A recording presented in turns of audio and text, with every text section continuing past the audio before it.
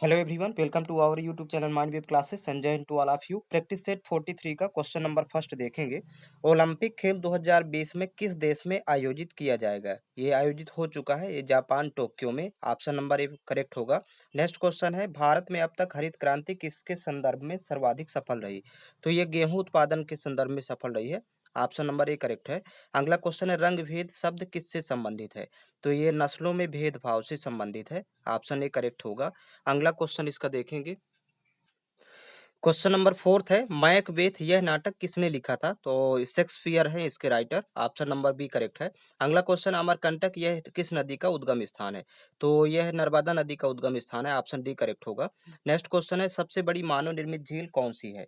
तो गोविंद सागर सबसे बड़ी मानव निर्मित झील है। अगला क्वेश्चन है, लोकसभा में शून्यकाल कितने घंटे का होता है? तो 1 घंटे का होता है। इसका ऑप्शन बी करेक्ट होगा। अगला क्वेश्चन है, संयुक्त राष्ट्र संघ की स्थापना कब हुई थी? तो सन 1945 में हुई थी।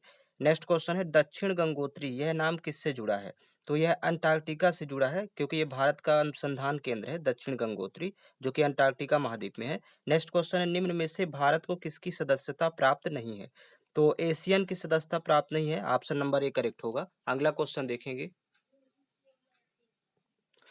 क्वेश्चन नंबर 11 है, विश्व की सबसे लंबी नदी कौन सी है? तो विश्व की सबसे लंबी नदी है नील नदी। ऑप्शन नंबर सी करेक्ट होगा। नेक्स्ट क्वेश्चन है, भारत द्वारा अपने देश में विकसित हल्के युद्ध विमान का नाम क्या है? तो इसका नाम है तेजस। ऑप्शन नंबर डी करेक्ट है। नेक्स्ट क्वेश्चन है, लोथल किस युग का ऐतिहासिक स्थल है? तो ये सिंधु घाटी युग का ऐतिहासिक स्थल है Lothal. Option number C correct होगा। अगला क्वेश्चन देखेंगे। क्वेश्चन नंबर 14 है, ऑस्ट्रेलिया की मुद्रा क्या है? तो देखिए ऑप्शन में यहाँ पर दिया नहीं है, इसलिए इनमें से कोई नहीं। अगला क्वेश्चन देखिएगा, इनमें से किसे भारत रत्न नहीं मिला? तो दिए गए ऑप्शन में सभी को भारत रत्न मिला है, राजीव गांधी, जे.आर.डी. टाटा, मदर टेरेसा, इसलिए इनमें से कोई नहीं। इनमें सभी को प्राप्त है भारत रत्न। अब देखिए सामान्य विज्ञान का क्वेश्चन स्टार्ट होता है, कौन सी ताप पर सेंटीग्रेड और फ़ारेनहाइट स्केल का मान बराबर होता है? तो ये -40 डिग्री ताप पर। अगला क्वेश्चन है, आकाशीय पिंडों को देखने के लिए कौन सा यंत्र प्रयोग में लाया जाता है? तो दूरदर्शक यंत्र प्रयोग में लाया जाता है। ऑप्शन बी करेक्ट होगा। नेक्स्ट क्वेश्चन है, बल का एसआई मात्रक क्या है? तो बल का एसआई मात्रक न्यूटन है। ऑप्शन सी करेक्ट है। अगला क्वेश्चन देखेंगे, उत्तल दर्पण का उपयोग किया जाता है? तो ये देखिए ऑप्शन नंबर डी करेक्ट होगा, ड्राइवर की सीट के बगल में। नेक्स्ट क्वेश्चन देखेंगे। क्वेश्चन नंबर 20 है, वायु दाब समुद्र सतह पर कितना होता है? तो यहाँ पर 76 सेंटीमीटर या फिर पारे में एचजी, 76 एचजी। तो ऑप्शन नंबर ए करेक्ट है। अगला क्वेश्चन देखिए, निम्नलिखित में से कौन सा विद्युत चुम्बकीय तरंग नहीं है? तो ये सभी विद्युत चुम्बकीय तरंगे हैं, कैथोड किरण विद्युत चुम्बकीय तरंग नहीं है। ऑप्शन नंबर डी करेक्ट होगा। नेक्स्ट क्वेश्चन है, वायुमंडल के किस क्षेत्र में हवा पाई जाती है? तो हवा पाई जाती है क्षोभ मंडल में। ऑप्शन नंबर सी करेक्ट होगा। अगला इसका क्वेश्चन देखेंगे। क्वेश्चन नंबर 23 है, इथेनॉल का रासायनिक सूत्र क्या है, या एथेनॉल का? तो यहाँ पर C2H5OH। ऑप्शन नंबर इसका बी करेक्ट होगा। अगला क्वेश्चन है, निम्न में से एक कौन सा ना ही तत्व है ना ही मिश्रण है? तो देखिए हवा ये तो मिश्रण है, सोडियम तत्व है, सोना भी तत्व है, तो इसमें ये ऑप्शन नंबर डी करेक्ट होगा। पानी न तो तत्व है न मिश्रण है, यह एक सार्वत्रिक विलायक है और यौगिक भी कहेंगे। नेक्स्ट क्वेश्चन देखिएगा, निम्नलिखित में से कौन सा रासायनिक परिवर्तन है? तो रासायनिक परिवर्तन कोयले का जलना। ऑप्शन नंबर सी करेक्ट होगा। नेक्स्ट क्वेश्चन देखेंगे। क्वेश्चन नंबर 26 है, समीकरण में x क्या होगा? तो यहाँ पर देखिए x की वैल्यू हो जाएगी 2NaCl। ऑप्शन नंबर इसका बी करेक्ट होगा। अगला क्वेश्चन है, वातावरण में ऑक्सीजन की मात्रा? तो ये 21% होती है वायुमंडल में ऑक्सीजन। ऑप्शन सी करेक्ट होगा। नेक्स्ट क्वेश्चन है, परमाणु की दूसरी कक्षा में अधिकतम इलेक्ट्रॉन होते हैं? तो अधिकतम 8 इलेक्ट्रॉन होते हैं। ऑप्शन नंबर ए करेक्ट है। अगला क्वेश्चन देखिएगा। क्वेश्चन नंबर 29 है, लोहे का सबसे शुद्ध रूप क्या है? तो यहाँ पर देखिए ताइये लोहा है। ऑप्शन नंबर इसका सी करेक्ट होगा। अगला क्वेश्चन है, निम्न में से कौन सा विटामिन वसा में घुलनशील है? तो जल में घुलनशील विटामिन दो है, बी और सी, बाकी सब वसा मिलन। ये भी राइबोफ्लोविन, ये भी विटामिन बी का रासायनिक नाम है। तो यहाँ पर ऑप्शन नंबर सी करेक्ट होगा, विटामिन डी वसा में घुलनशील है। अब यहाँ से गणित वाला पार्ट स्टार्ट होगा, तो देखिएगा।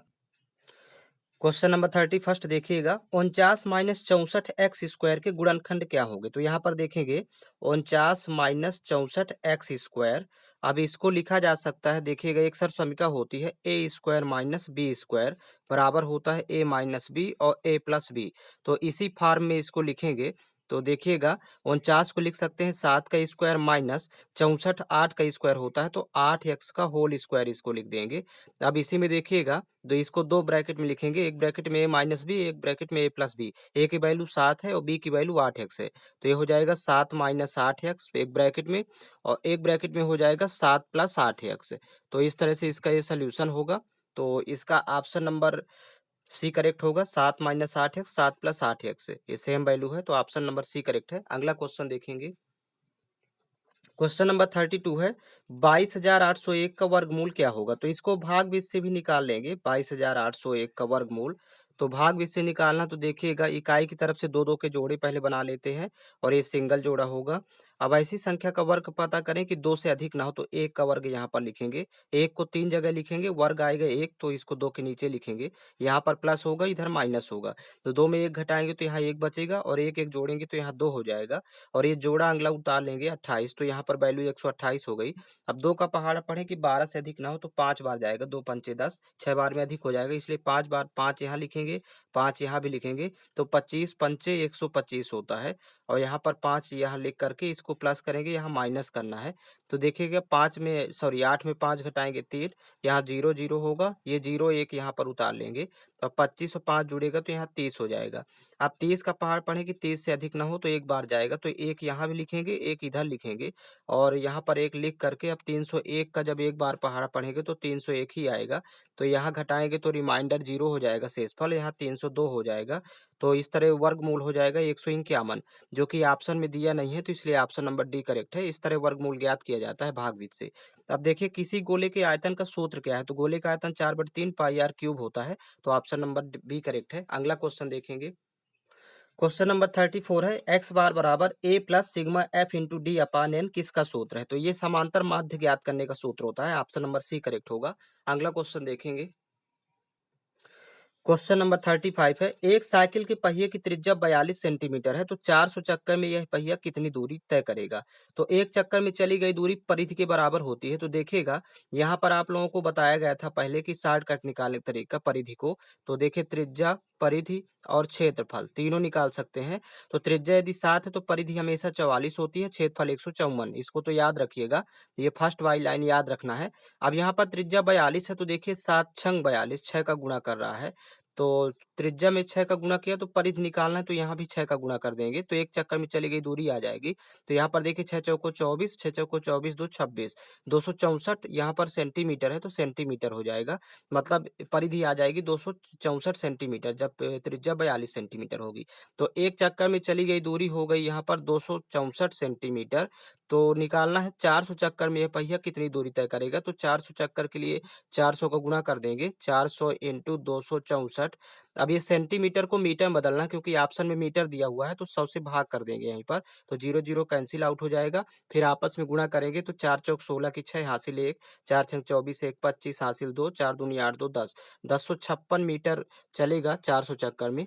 तो इसका ऑप्शन नंबर ए करेक्ट है। अगला क्वेश्चन देखेंगे। क्वेश्चन नंबर 36 है अमित ने एक घड़ी 5% हानि में 190 रुपए में बेची, तो घड़ी का क्रय मूल्य क्या है। तो मान लेते हैं घड़ी का क्रय मूल्य ₹1 था और 5% की हानि पर बेचता, तो 100 में 5 घटाएंगे तो 95% वैल्यू बचेगी। तो यहाँ 95/100 और बराबर ये विक्रय मूल्य दिया है 190 रुपए, तो ये बाद वाली वैल्यू दिया है। स्टेप प्रारंभ की ज्ञात करना है, तो यहाँ पर देखिए 19 से कैंसिल आउट करते हैं, 19 से कम 19 और 19 पना 95, फिर 5 से कैंसिल आउट करेंगे, 5 एक कम 5, 5 दूनी 10, तो 20 और 10 का गुणा हो जाएगा, 20 का 10 से गुणा करेंगे तो यक्स की वैल्यू आ जाएगी 200। तो ये 200 रुपए होगा। तो इसका ऑप्शन नंबर बी करेक्ट है। अगला क्वेश्चन इसका देखेंगे। क्वेश्चन नंबर 37 है किसी सामान को 329 रुपए में बेचने पर एक व्यापारी को 6% का नुकसान हुआ, तब सामान का क्रय मूल्य कितना होगा। तो मान लेते हैं कि सामान का क्रय मूल्य ₹1 था और 6% का नुकसान होता है यानी हानि होती है, तो 100 में जब 6 घटाएंगे तो 94% बचेगी वैल्यू। तो 94% को लिखेंगे 94/100 और बराबर ये दिया है विक्रय मूल्य 329। अब यहाँ पर कैंसिल आउट करेंगे, 2 से 2 पंचे 10, 50 आएगा, यहाँ 2 से कैंसिल आउट करेंगे तो 47 आएगा, क्योंकि 47 दूनी 94 होता है। अब 47 से 47 से कम 47, 47 सत्ते 329, 7 सत्ता 49 की 9 हासिल 4, 7 चौक 28, 4 32, 7 बार जाएगा। अब 50 का गुणा कर देंगे 7 से, तिरिया गुणा होगा तो 5 सत्ते 35 और यहाँ पर एक जीरो लगा देंगे तो 350 रुपए था क्रय मूल्य। तो इसका ऑप्शन नंबर सी करेक्ट है। अगला क्वेश्चन देखेंगे। क्वेश्चन नंबर 38 है एक्स क्यूब माइनस 27 के गुणनखंड क्या होगी। तो यहाँ पर देखिएगा एक्स क्यूब माइनस 27। अब इसको देखिए लिख सकते हैं एक सरसंख्या के फॉर्मेट में A cube minus B cube. यहाँ पर देखिएगा A cube minus B cube बराबर एक सरसंख्या होती है A minus B first bracket में और सेकंड ब्रैकेट में A square plus A B plus B square. तो इसी फॉर्मेट में लिखना है। एक्स क्यूब माइनस 27 क्यूब है तो यहाँ पर देखिए एक्स क्यूब माइनस 27 को लिख सकते हैं 3 का क्यूब। अब इसके बराबर लिखेंगे देखिएगा एक्स क्यूब माइनस 3 का क्यूब बराबर इस सरसंख्या में वैल्यू पुट कर देंगे। ए की जगह एक्स है और बी की जगह 3 है तो देखिएगा एक्स माइनस 3 फर्स्ट ब्रैकेट में क्योंकि ए माइनस बी है तो एक्स माइनस 3 और सेकंड में एक्स स्क्वायर हो जाएगा क्योंकि ए स्क्वायर है तो एक्स का स्क्वायर और ए इंटू बी मतलब एक्स इंटू 3 करेंगे तो प्लस 3 एक्स हो जाएगा और प्लस बी का स्क्वायर है मतलब 3 का स्क्वायर कर देंगे क्योंकि बी की जगह 3 है तो 3 का स्क्वायर 9। तो इस तरह से फाइंड होगी value x minus 3 x square plus 3 x plus 9। Option number A में दिया हुआ है, इसका ऑप्शन ए करेक्ट होगा। अगला क्वेश्चन देखेंगे। क्वेश्चन नंबर 39 है एक बेलन का व्यास 28 मीटर है और ऊंचाई 20 मीटर है तो उसका संपूर्ण पृष्ठीय क्षेत्रफल क्या होगा। तो यहाँ पर देखिएगा व्यास दिया है 28 मीटर तो त्रिज्या पहले लिख लेंगे। त्रिज्या आधी हो जाएगी यहाँ पर, त्रिज्या 14 मीटर होगी बेलन की और ऊंचाई दिया है एच की वैल्यू दिया है 20 मीटर। अब यहाँ पर संपूर्ण पृष्ठ का क्षेत्रफल लिख लेंगे बेलन का संपूर्ण पृष्ठ। तो बेलन का संपूर्ण पृष्ठ होता है 2 pi R R plus H, 2 pi R और ब्रैकेट के अंदर are plus H.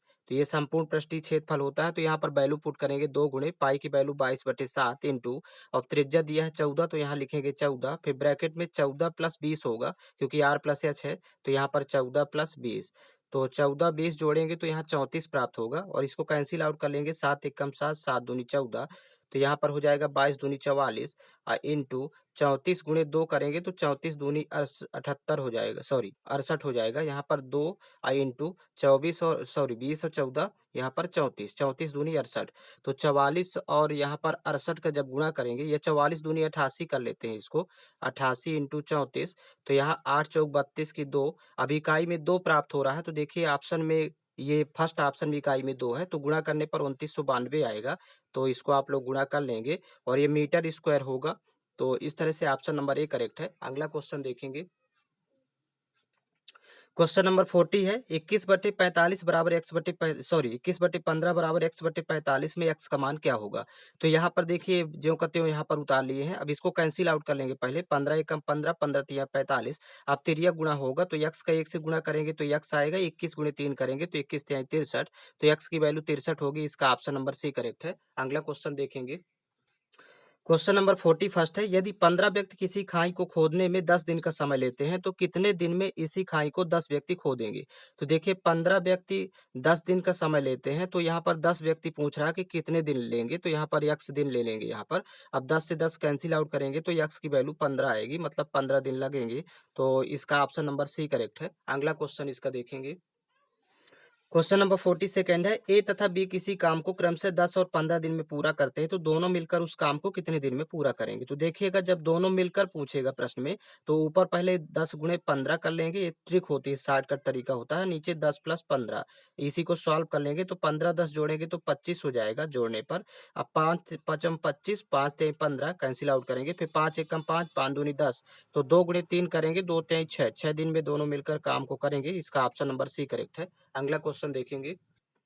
Question number 43 है निम्न में से कौन सा द्विघात समीकरण नहीं है। तो यहाँ पर देखिएगा ऑप्शन नंबर सी में यदि एक्स स्क्वायर दोनों साइड है तो इसको कैंसिल आउट कर देते हैं तो यहाँ पर खाली एक घात बचेगी और द्विघात समीकरण में चर राशि की अधिकतम घात 2 होती है। जैसे ये द्विघात समीकरण है, यहाँ भी द्विघात समीकरण है तो ये द्विघात समीकरण नहीं है ऑप्शन नंबर सी क्योंकि अधिकतम घात यहाँ एक बची।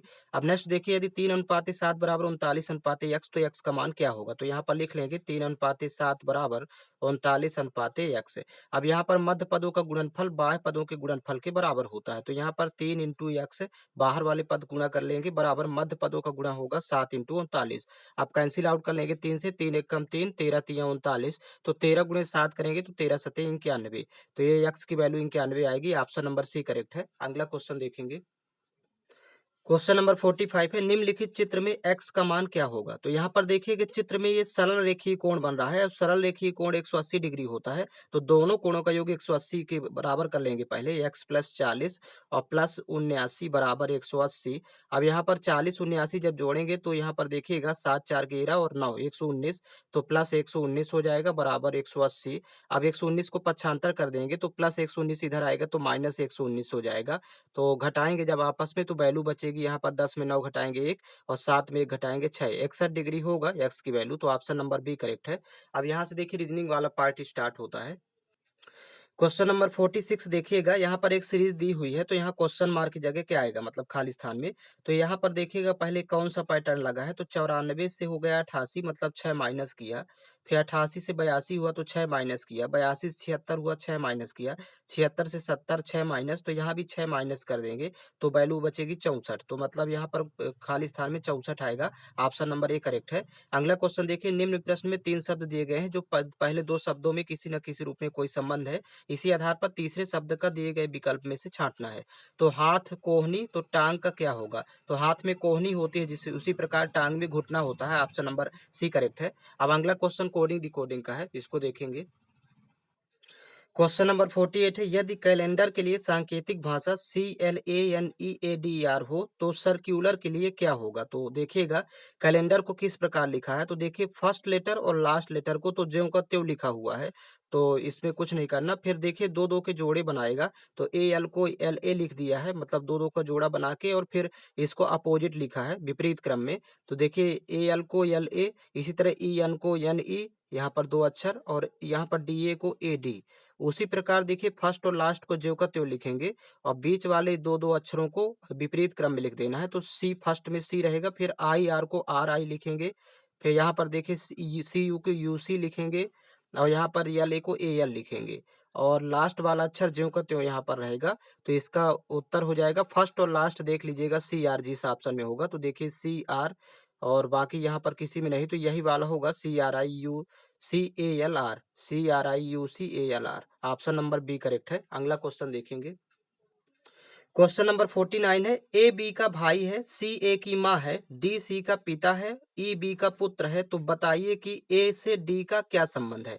तो यहाँ पर एक डायग्राम बनाते हैं। ए बी का भाई है तो यहाँ पर देखिएगा बी का भाई ए है, तो इसमें जेंडर क्लियर करते जाएंगे। ए भाई है बी का, इसलिए प्लस कर देते हैं, मतलब पुरुष के लिए प्लस का सिंबल लेना है पुरुष के लिए, और महिला के लिए माइनस का सिंबल लेंगे, ये इसमें याद रखेंगे।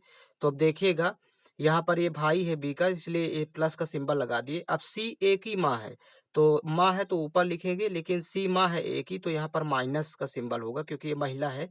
फिर आगे देखिए डी सी का पिता है, तो सी के ऊपर डी को लिखेंगे क्योंकि पिता है तो एक पीढ़ी ऊपर जाएगा, और यहाँ पर ये प्लस का सिंबल लगाएंगे। फिर देखिए ई बी का पुत्र है, तो बी का पुत्र ई है, तो यहाँ पर देखिए इसको लिख लेंगे, प्लस का सिंबल लगाएंगे। तो बताइए कि ए का डी से क्या, सॉरी ए डी से क्या किस प्रकार संबंधित है, या डी का ए से क्या संबंध है।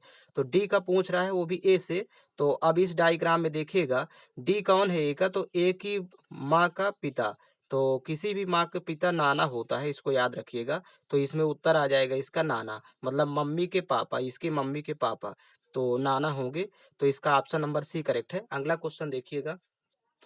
क्वेश्चन नंबर 50 देखिएगा, चौराहे पर एक दिशा सूचक खंभा लगा था। एक दुर्घटना के कारण खंभा इस प्रकार घूम गया कि पूर्व दिशा का सूचक दक्षिण दिशा दिखाने लगा।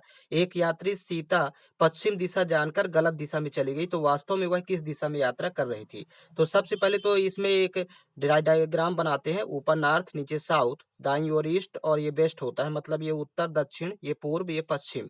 अब यदि दाएं तरफ के घूमेगा, यदि नॉर्थ से दाएं पूरा एक बार पूरा घूमेगा तो ईस्ट में आएगा। तो एक सूत्र लिख लेते हैं। तो यहाँ पर पहले नॉर्थ, नॉर्थ से फिर ईस्ट में आएगा, एक बार पूरा घूमेगा। फिर ईस्ट से पूरा घूमेगा तो यहाँ पर साउथ में आ जाएगा, तो यहाँ साउथ। फिर साउथ से पूरा घूमेगा तो यहाँ वेस्ट में आ जाएगा, और वेस्ट से पूरा घूमेगा तो ये नॉर्थ में आ जाएगा। तो यदि इस तरह घूमता है तो ये दाएं कहलाता है, मतलब क्लॉकवाइज, और यदि इस साइड जाएगा तो ये बायां कहलाता है। अब देखिएगा इस प्रश्न को सॉल्व करेंगे इतना लिखने के बाद।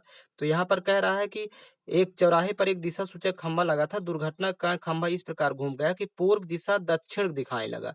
मतलब ये ईस्ट है और ये दक्षिण की ओर हो गया, तो मतलब ये दाईं ओर घूमा है और एक बार पूरा घूमा, तो मतलब यहाँ दक्षिण में आ गया।